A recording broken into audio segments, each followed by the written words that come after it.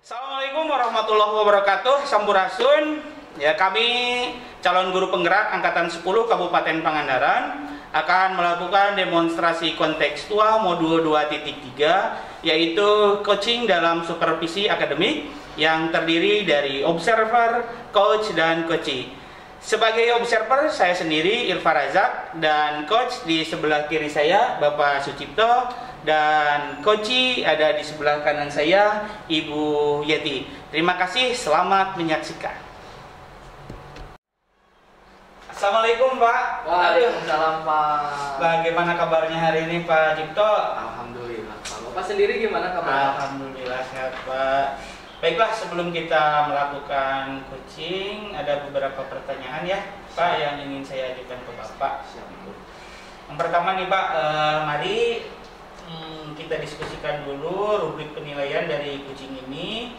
Pada kegiatan hari ini nanti Bapak, coach ataupun coachee akan saya amati ya, dan dinilai sesuai dengan rubrik penilaiannya. Apakah kegiatan ini sudah sesuai dengan alur kita atau belum? Kemudian bagaimana Bapak memberikan pertanyaan berbobot ya kepada coachee tersebut, dan bagaimana coachee tersebut merespon atau menanggapi dari pertanyaan coach, dari pertanyaan Bapak. Dan jangan lupa pula nanti disesuaikan dengan prinsip coaching, yaitu kemitraan, proses kreatif, dan memaksimalkan potensi. Ya, seperti itu. Nah, pertanyaan pertama yang saya ingin sampaikan kepada Bapak adalah kompetensi apa yang ingin Bapak kembangkan dalam proses coaching ini? Untuk kompetensi yang mau saya kembangkan itu ada 3 ya Pak. Jadi yang pertama itu present atau kehadiran penuh. Kemudian yang keduanya itu ada mendengarkan aktif, dan yang ketiga itu ada memberikan pertanyaan yang berbobot. Itu sih Pak yang mau saya kembangkan pada kegiatan coaching kali ini gitu. Ya. Nah, dari ketiga kompetensi coaching tersebut yang Bapak sebutkan tadi, kira-kira kompetensi mana sih yang perlu masih Bapak kembangkan secara lebih spesifik? Secara lebih spesifik sih saya lebih ini Pak, dari kompetensi mendengarkan aktif ya Pak. Mendengarkan aktif di sana itu saya membuat pertanyaan yang berbobot hasil dari pembicaraan saya dengan coachee gitu. Oke. Kemudian kira-kira indikator ketercapaian yang ingin Bapak inginkan dalam proses coaching ini seperti apa? Indikator keberhasilannya itu, jadi saya ingin coachee saya ini bisa menemukan solusi gitu Pak dari permasalahannya, atau menemukan ide-ide baru untuk mengatasi masalah yang dia hadapi gitu Pak. Oke, baiklah. Mungkin untuk kegiatan pra-observasi cukup ya Pak Cipto. Silahkan Pak Cipto lakukan kegiatan coaching dengan coachee sebaik-baiknya.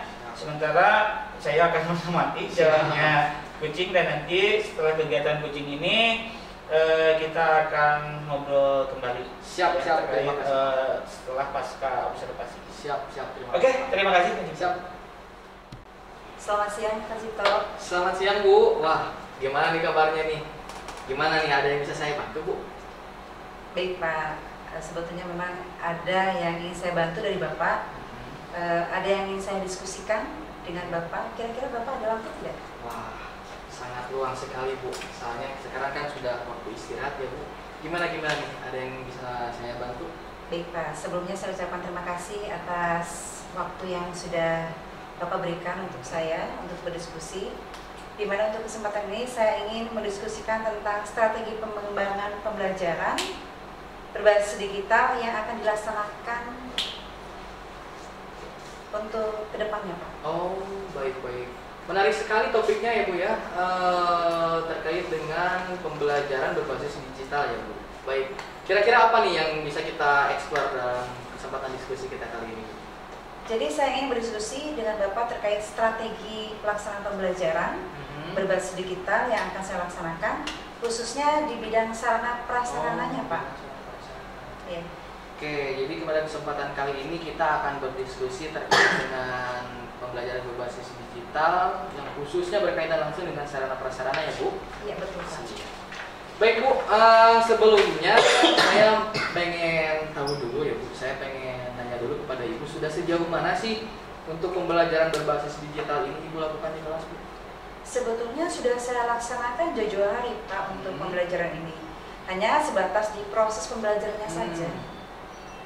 Hanya sebatas baru di proses pembelajaran ya, Bu? Iya, betul. Baik, seperti apa ya Bu yang Ibu lakukan, Bu, waktu di proses pembelajaran itu, kalau boleh saya tahu? Dalam pelaksanaannya saya menggunakan media digital yang ada di sekolah Pak, seperti laptop dan proyektor untuk menampilkan berbagai bahan ajar yang tidak bisa saya bawa ke dalam kelas. Wah, bagus-bagus itu Bu ya. Jadi pasti siswa juga semakin termotivasi untuk belajar dengan baik ya Bu ya, dengan membawa sesuatu yang memang tidak bisa kita bawa ke dalam kelas. Baik, atas pembelajaran digital seperti apa sih yang memang Ibu bayangkan dan Ibu harapkan gitu?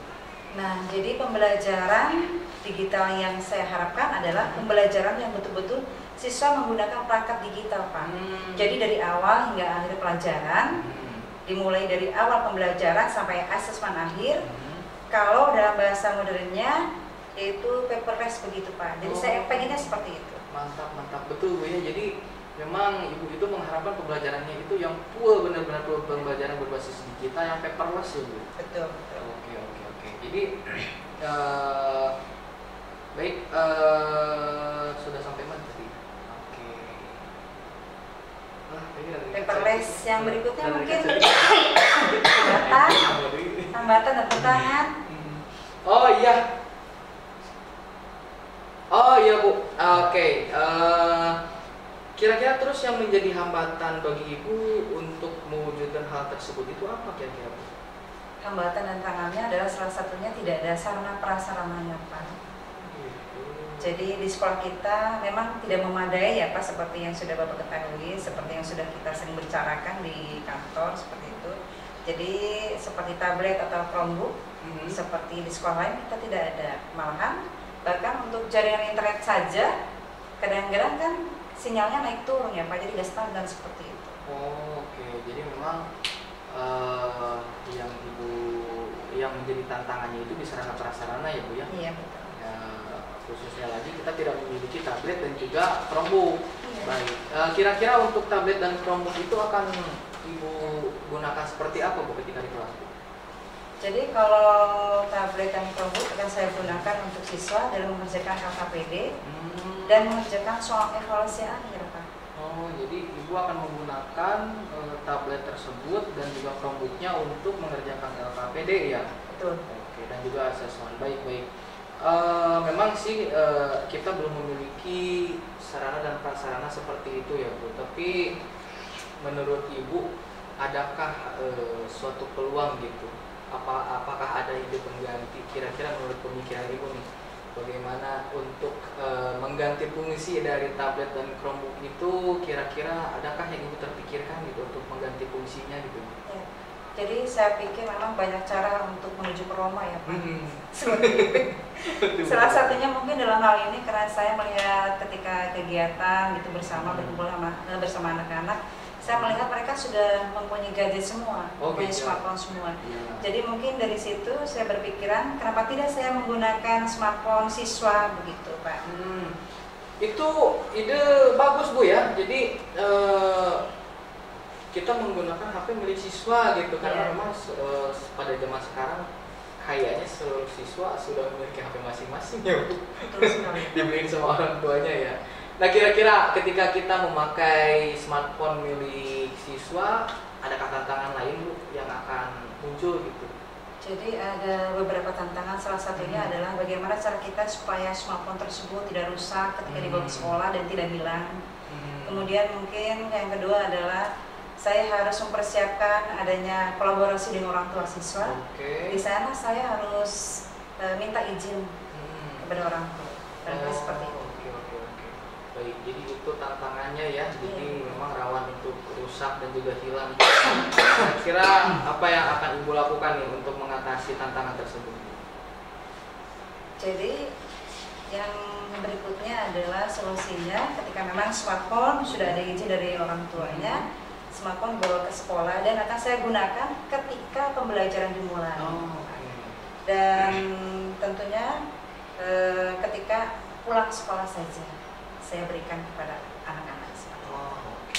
Bagus. Jadi Ibu hanya akan menggunakannya itu ketika pembelajaran saja dan akan dikembalikan lagi ketika waktu jam pulang sekolah. Betul. Jadi memang siswa tidak diharapkan untuk memakai di 2 jam itu ya, takut terjadinya kerusakan dan juga kehilangan. Gitu. Baik, bagus Bu, sepertinya sudah semakin tergambar yang akan Ibu lakukan ya. Baik, jadi ini apa nih kira-kira yang Ibu dapatkan dari diskusi kita kali ini Bu? Jadi untuk melakukan pembelajaran berbasis digital yang saya harapkan, saya akan mengganti kinerja tablet dan Chromebook, kemudian menggunakan smartphone milik siswa dengan aturan seperti yang sudah saya katakan tadi. Ketika di sekolah, smartphone dipegang oleh guru, kemudian hanya akan diberikan ketika pembelajaran dan ketika pembelajaran berakhir. Dan untuk perizinan, saya akan berkomunikasi dengan orang tua siswa dengan memaparkan maksud dan tujuan siswa untuk membawa smartphone ke sekolah. Seperti itu. Ya, luar biasa sekali ya Bu ya. Kira-kira kapan nih Ibu akan mulai berkomunikasi dengan orang tua? Secepatnya, insya Allah minggu depan juga sudah. Atau bahkan untuk izin orang tua, nanti malam juga saya bisa melalui grup sekolah. Siap. Keren ya Bu ya. Jadi saya ucapkan selamat kepada Ibu yang memang sepertinya sudah memiliki gambaran jelas gitu dengan apa yang akan Ibu lakukan. Nah, kira-kira nih sekarang setelah kita berdiskusi, apa yang Ibu rasakan? Jadi saya merasa lega karena saya sudah sedikit banyaknya sudah menemukan solusi yang terbaik untuk saya, dan tentunya saya menjadi menambah semangat saya, bertambah semangatnya, dan tentunya saya tidak lupa mengucapkan terima kasih banyak atas waktu yang sudah Bapak berikan kepada saya. Siap, sama-sama Bu. Jadi saya juga merasa tidak sabar ya mendengarkan cerita Ibu untuk mengimplementasikan tadi yang sudah kita rencanakan, Ibu rencanakan, kita perbincangkan gitu. Ibu aplikasikan, saya sudah tidak sabar untuk mendengar bagaimana kelanjutannya gitu. Mudah-mudahan kita bisa berdiskusi lagi ya Bu ya. Baik, Pak. Baik, Ibu, kira-kira ada yang mau kita diskusikan lagi? Barangkali untuk hari ini cukup, Pak. Cukup ya? Ya. Oke, siap. Dan waktu juga sepertinya sudah menunjukkan untuk waktu masuk sekolah lagi juga. Iya, jadi baik. anak-anak sudah mulai masuk dan saya juga harus kembali lagi ke dalam kelas gitu. Kalau Baik. memang tidak ada yang mau kita diskusikan lagi, saya pamit. Ya. Nah, oke, untuk Baik. pertemuan kali ini terima kasih Bu. Baik, terima kasih kembali Bapak atas waktunya. Siap, sama-sama. Baiklah Pak, Alhamdulillah saya sudah melihat ya tadi Bapak, saya mengamati proses Bapak melaksanakan coaching. Nah, bagaimana perasaan Bapak setelah melaksanakan coaching tadi? Luar biasa Pak, tapi alhamdulillah tadinya tegang ya Pak, tapi alhamdulillah semuanya berjalan lancar. Oh, alhamdulillah juga ya. Siap. Nah, setelah melakukan proses coaching tadi, ada beberapa pertanyaan yang saya ingin tanyakan kepada Bapak. Yang pertama pertanyaannya yaitu apa saja yang sudah didapatkan pada saat coaching terkait indikator ketercapaian yang diinginkan. Jadi terkait dengan pelaksanaan coaching yang telah saya laksanakan Pak, pertanyaan yang saya sampaikan itu alurnya sudah alur tirta ya Pak. Dimulai dari menanyakan tujuan gitu, kemudian identifikasi masalahnya, kemudian rencana aksi, tanggung jawab, kemudian saya juga menggali potensi dari coaching tersebut gitu, untuk menemukan potensi untuk memecahkan masalah yang dihadapi gitu. Nah, tadi juga saya bikin beberapa catatan ya.